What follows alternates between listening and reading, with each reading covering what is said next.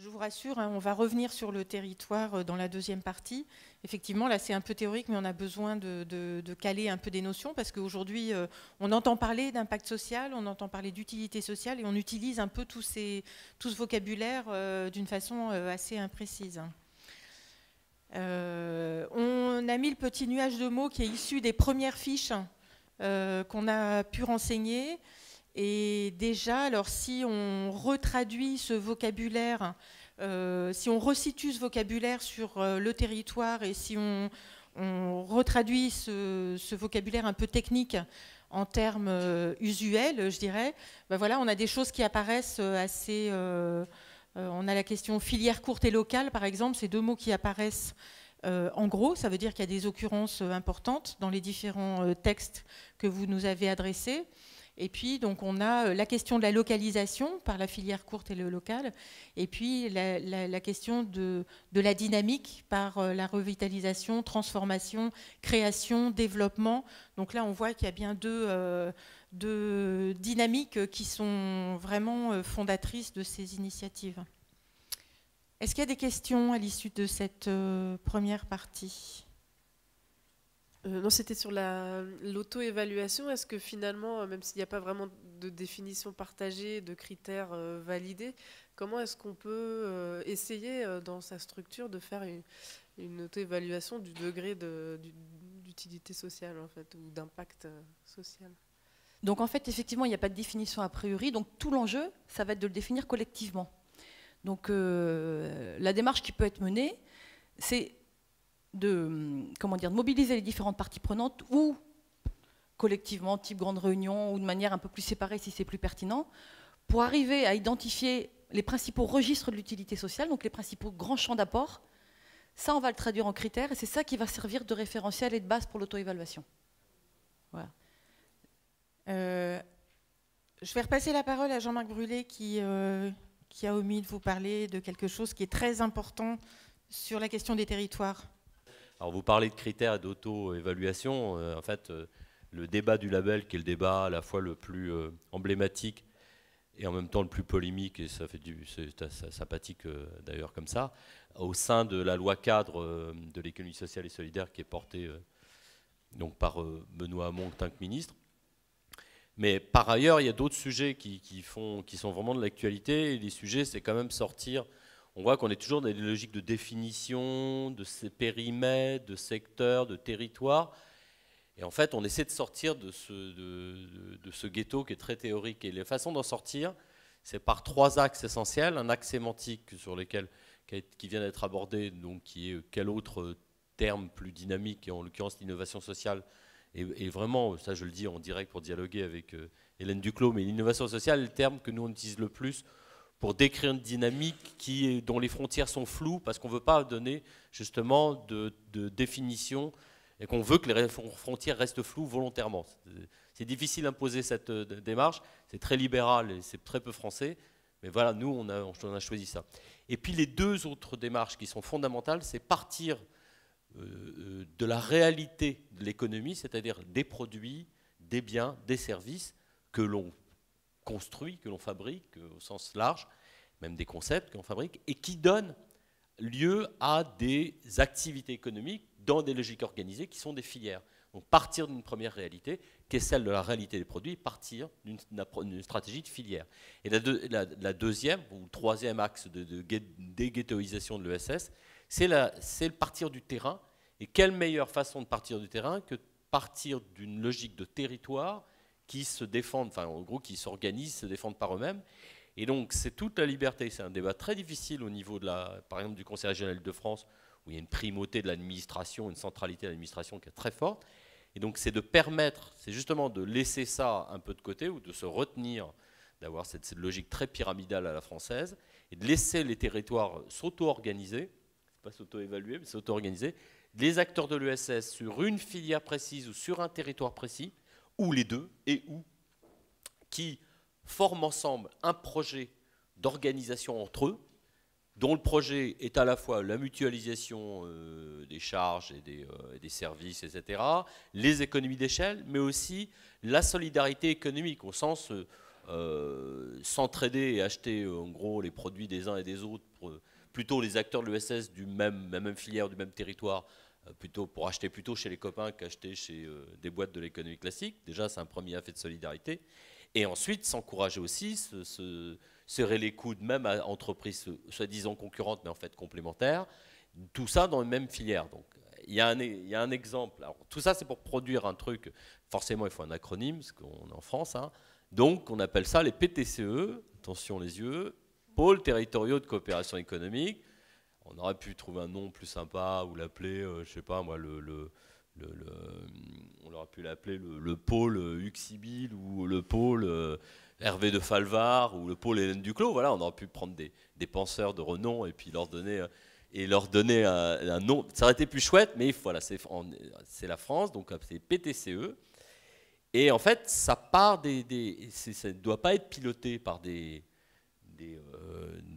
collectivités territoriales, des institutions dont on connaît la grande instabilité à tout point de vue, mentale et électorale. Et ça va être soutenu par contre par les collectivités territoriales, des institutions, dont la région, dont les départements. Mais on tourne vers Elodie.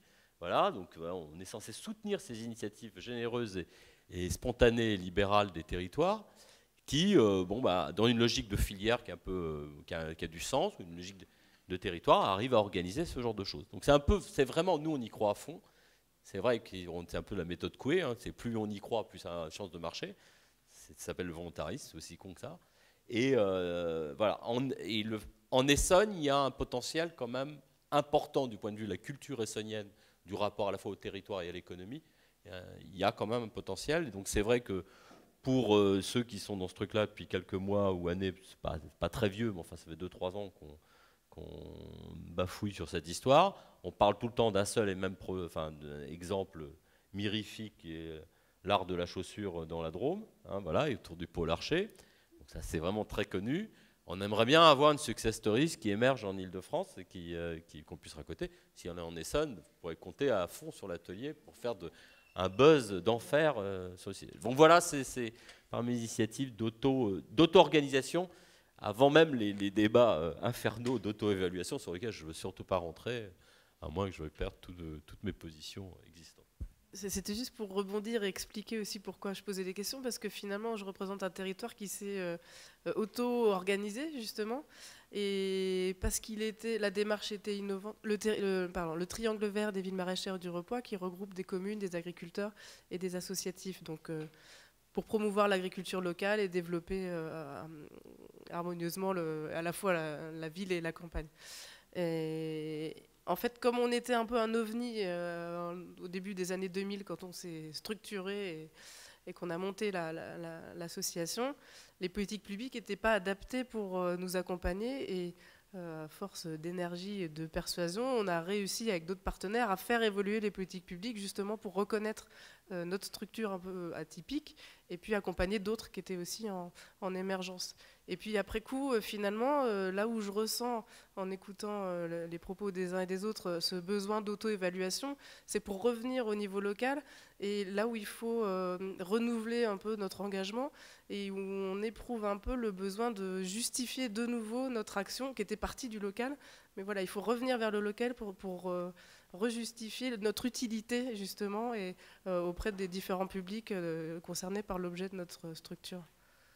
Maintenant que je sais ça, j'ai le plaisir de vous annoncer que depuis le 23 novembre, vote du nouveau rapport cadre pour l'ESS à la région Île-de-France, et depuis le 19 décembre, ça vote du budget, nous sommes censés, le Conseil régional, vous soutenir, vous financer massivement et généreusement. Et en plus, sans commencer à vous demander des tas de critères, des tas de procédures. Enfin, en tout cas, on va veiller à ça. Voilà. Je représente le CIVAM de l'Urpoix, donc Centre d'initiative et de valorisation du milieu agricole et rural, qui a lancé une initiative il y a 2 ans sur l'agriculture maraîchère. Et moi, je suis là au niveau, toujours CIVAM Urpoix, mais cette fois-ci pour lancer une filière forêt. Au niveau donc, énergétique, bois plaquettes, en sachant qu'on peut booster de cette manière-là une gestion durable de la forêt en Île-de-France, et elle en a besoin. Je pense que ce qu'a dit M. Brûlé tout à l'heure va nous permettre de regarder un peu la carte, parce que nous, on est parti de ça. On est parti de visites de territoire. On a été voir, on a tiré une petite ficelle pour voir ce qui se passait sur les territoires. Et c'est une cartographie que l'on a faite à partir, nous, de nos visites qu'on a organisées sur les années fin 2011 et toute l'année 2012, et puis qu'on a enrichie avec les fiches que nous ont envoyées certaines personnes qui sont dans la salle, puisqu'on avait demandé de remplir une fiche. Donc c'est un début de cartographie qui a pour vocation à se compléter au fur et à mesure des connaissances du territoire que l'on va avoir. Cette carte, elle sera disponible sur le site du CAUE, donc on peut toujours l'enrichir. Hein, on va continuer cette dynamique-là. Bon, là, on a plusieurs. Alors nous, on a eu une entrée parce que vous allez voir une autre carte ensuite qui a été faite à partir de données d'Hervé de Falvar. On n'est pas sur le même type de classification d'actions. Là, on est dans des entrées activités, donc plutôt agriculture insertion, habitat concertation ou habitat construction, etc. Voilà, donc on va voir aussi que à travers des cartes, on ne dit pas la même chose à partir du moment où on arrive sur ces questions avec des éclairages différents. Là, on est plutôt sur les activités. Donc, je vous engage, si vous connaissez d'autres actions, etc., de nous envoyer, de remplir une fiche action. Elles sont téléchargeables sur le site du CAUE. Et puis, on complétera la cartographie au fur et à mesure. Vous avez vu tout à l'heure le petit nuage de points. Donc ça, voilà, on complète aussi avec ça. Et puis, on a des renseignements plus importants et plus complets sur la fiche. Donc ça, on verra par la suite un peu ce qu'on va pouvoir en faire. Pour compléter, c'est très facile. Ce qu'on va pouvoir en faire, au moins dans un premier temps, c'est que quand on est conseil CAUE et qu'on intervient sur un territoire, c'est très intéressant d'avoir toutes les remontées, toutes les connaissances de ce territoire, certes géographiques, historiques, etc., mais aussi ces dynamiques qui sont mises en place sur les territoires de façon à ce qu'on arrive également à porter ces projets, éventuellement à les mettre en lien de façon à ce que ça bouge sur nos territoires. Donc c'est vraiment voilà, c'est comme ça qu'on envisage cet outil très particulier, de fait très thématique sur les thématiques qui sont les nôtres. Ils vont croiser d'autres thématiques, d'autres acteurs sur les territoires, mais pour nous, c'est effectivement extrêmement utile de façon à ce qu'on puisse avancer sur les nouvelles dynamiques à mettre en place. Voilà, juste. Oui, et puis faire que chacun s'en empare. Effectivement, il y a les sites internet de chaque initiative.